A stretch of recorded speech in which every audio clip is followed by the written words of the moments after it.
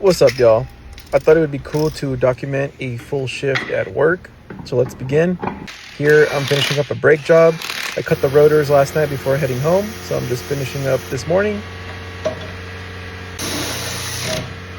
Next car was an axle that I upsoled. Pretty simple, straightforward.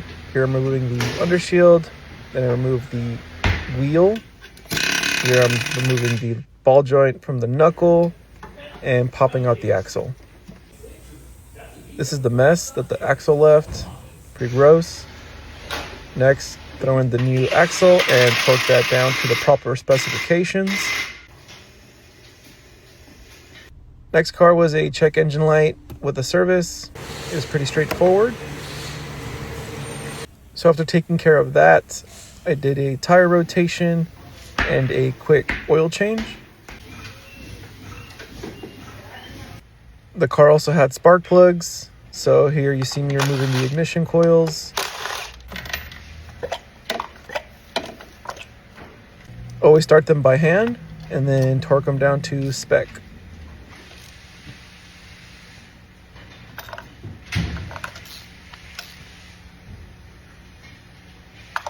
The car also had a brake fluid exchange and an induction service. Pretty straightforward.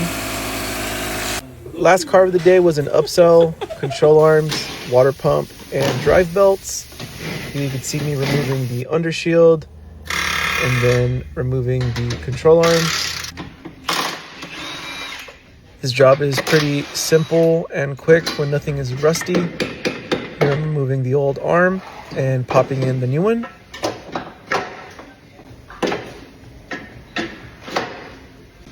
Once again, torquing down to spec. It's really important to torque these down or else you're going to have a ton of noise when driving over bumps.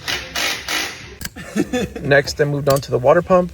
Here I'm cutting off the belts since we're going to be replacing them anyways.